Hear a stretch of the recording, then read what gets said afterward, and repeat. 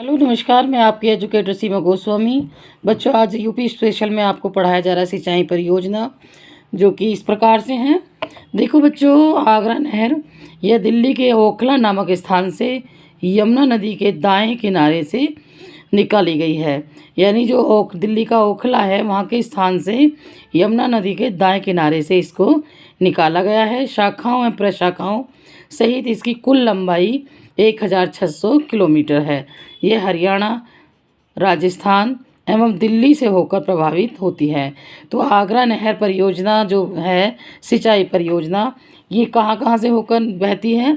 हरियाणा, राजस्थान और दिल्ली। अब ये पूछा जा सकता है कि जो आगरा नहर है परियोजना, ये कहाँ कहाँ से होकर गुजर रही है? तो ये हरियाणा, राजस्थान और दिल्ली से होकर गुजरती है। तो क्वेश्चन में ये तीनों ऑप्शन होंगे, तो आप इनको टिक कर दें।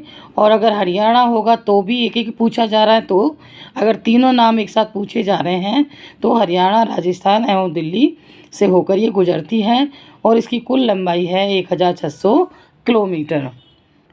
इसके अलावा बच्चों, शारदा नहर, यह राज्य की सर्वाधिक लंबी नहर है।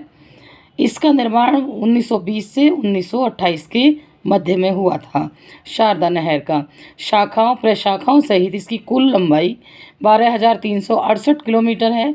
इस नहर पर खातिमा शक्ति केंद्र स्थापित है। तो पूछा जा सकता है बच्चों, ये बहुत ही मोस्ट इम्पोर्टेंट है कि शारदा नहर का निर्माण कब हुआ था?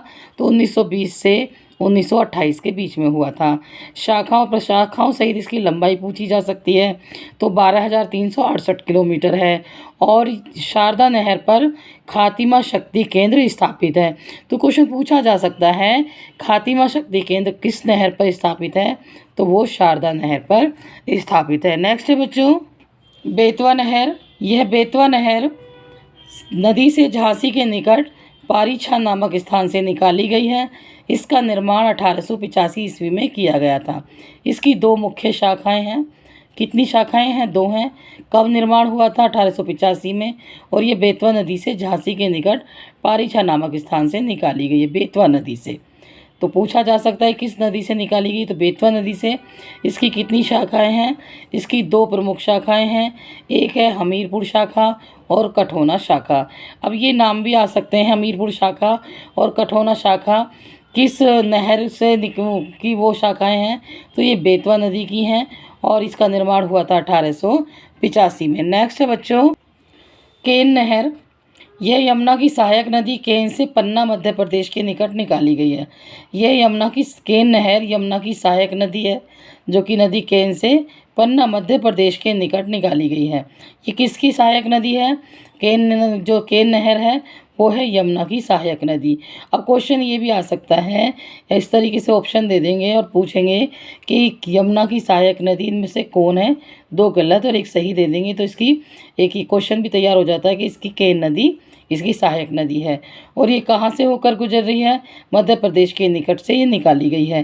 राज्य के बांदा जिले तथा मध्य प्रदेश के छतरपुर जिले में इस नहर द्वारा सिंचाई की जाती है। तो कौन कौन से क्षेत्र आते हैं जो केन नहर के द्वारा सिंचाई की जाती है?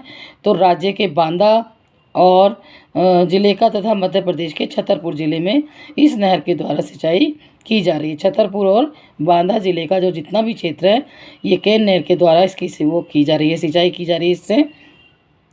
और इसकी शाखाओं प्रशाखाओं सहित कुल लंबाई 640 किलोमीटर है। तो पूछा जा सकता है केन नहर की जो लंबाई है वो कितनी है?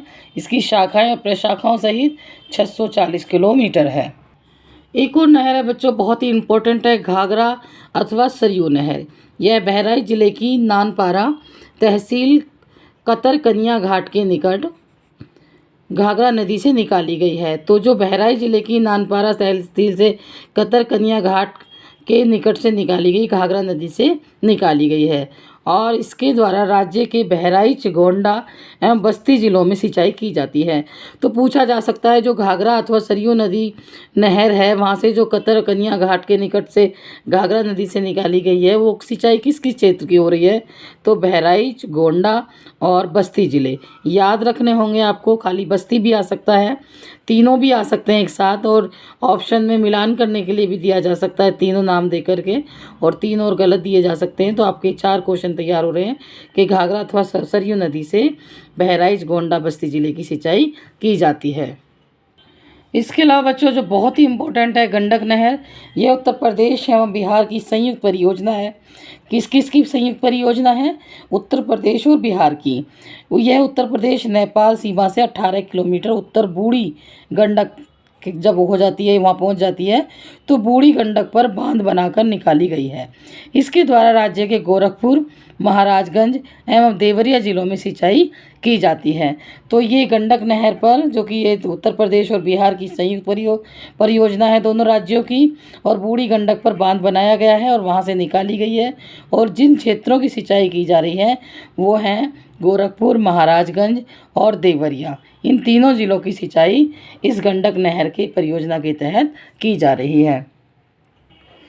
एक और नहर है बच्चों, नौगढ़ बांध नहर। देखो बच्चों, जो मैं पढ़ा रही हूँ वो आपको जनरली मिलते नहीं हैं। जो मैंने पढ़ाया है मोटा मोटी कुछ खास पढ़ा दिए जाते हैं, जबकि क्वेश्चन आजकल वहाँ से आ रहे हैं जो बहुत कम आपको दिखाई देंगे प्रीवियस